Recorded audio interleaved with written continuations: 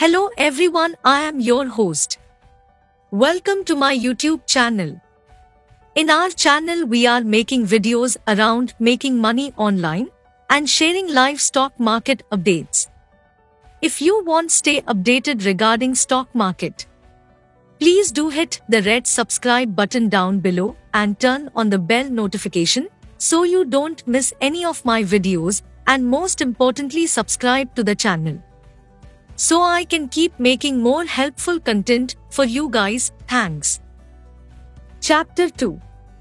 The Lure, the Dangers of Trading. Section 2. Dangers. It is at the deepest level of our being that the potential for conflict exists. The social structure that we are born into may or may not be sensitive to these inner directed needs and interests. For example, you may have been born into a family of extremely competitive athletes, but feel a passionate interest in classical music or art.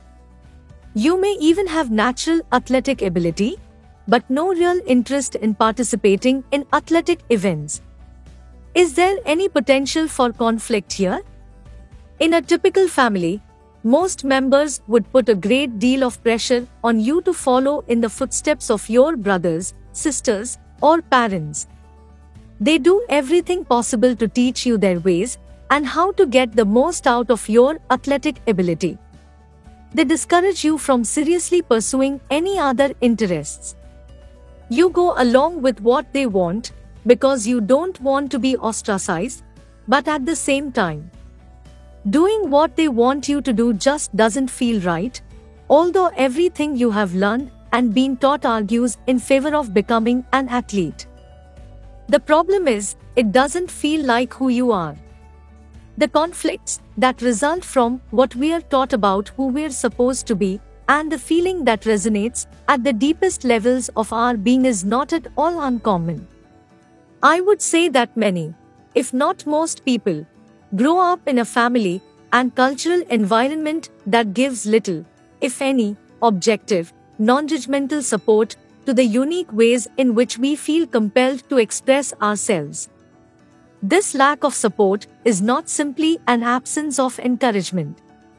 It can be as deep as the outright denial of some particular way in which we want to express ourselves.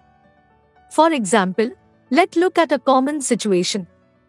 A toddler who for the first time in his life notices this thing is which we call a vase on the coffee table. He is curious, which means there is an inner force that's compelling him to experience this object. In a sense, it's as if this force creates a vacuum in his mind that has to be filled with the object of his interest. So, he focuses on the vase and, with deliberate intent, crawls across the vast expanse of the living room floor to the coffee table. When he gets there, he reaches up to the edge of the table to pull himself to his feet. With one hand firmly on the table to maintain his balance, his other hand reaches out to touch this thing he has never experienced.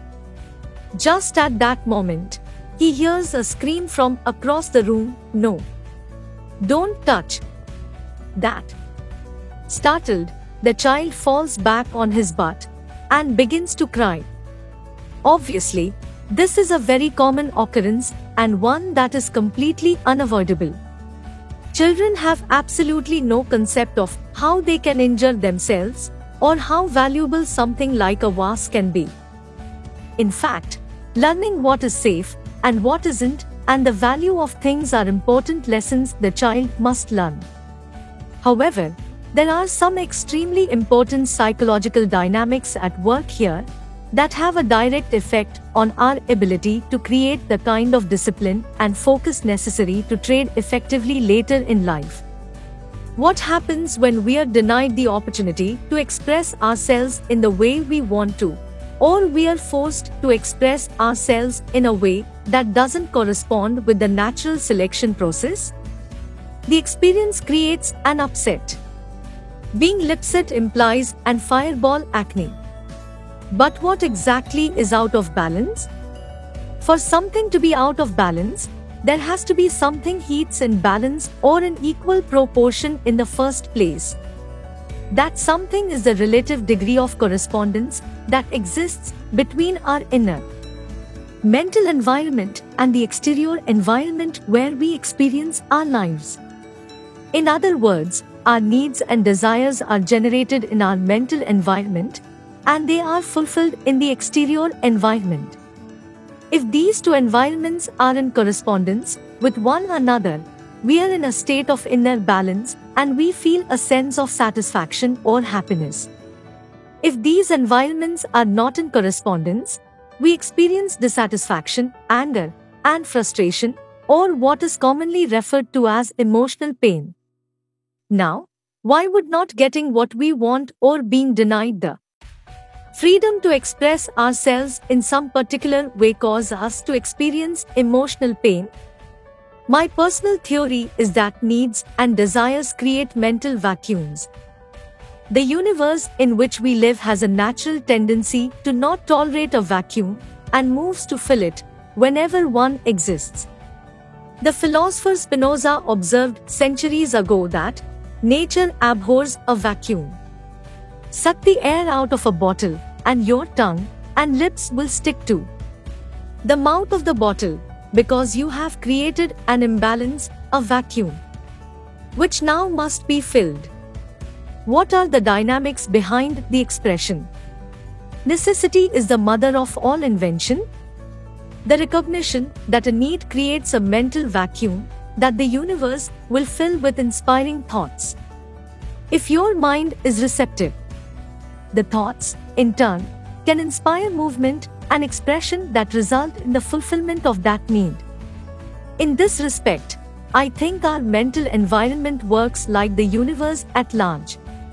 Once we recognize a need or desire, we move to fill the vacuum with an experience in the exterior environment. If we are denied the opportunity to pursue the object of this need or desire, it literally feels as if we are not whole, or that something is missing, which puts us into a state of imbalance or emotional pain. Do our minds also abhor a vacuum once one has been created? Take a toy away from a child who is not finished playing with it, regardless of how good your reasons may be for doing so, and the universal response will be emotional pain. By the time we are 18 years old, we have been on Earth approximately 6,570 days.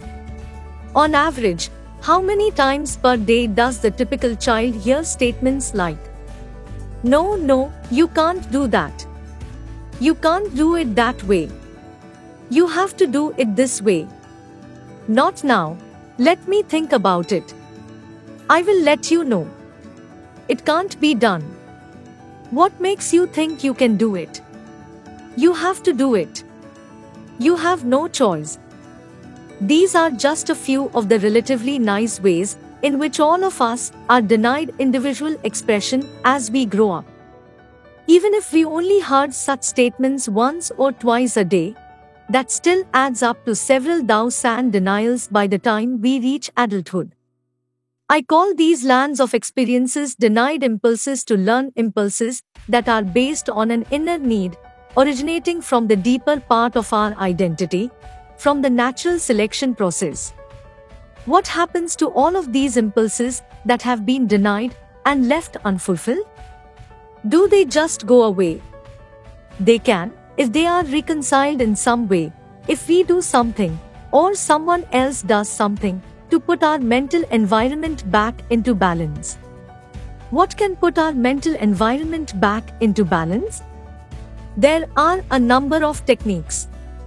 The most natural one, especially for a child, is simply to cry. Crying is a natural mechanism, nature's way, for reconciling these denied, unfulfilled impulses. Scientific researchers have found tears to be composed of negatively charged ions. If allowed to take its natural course, crying will expel the negatively charged energy in our minds and bring us back to a state of balance, even though the original impulse was never fulfilled. The problem is that, most of the time, events are not allowed to take their natural course, and the denied impulses are never reconciled, at least, not while we are still children.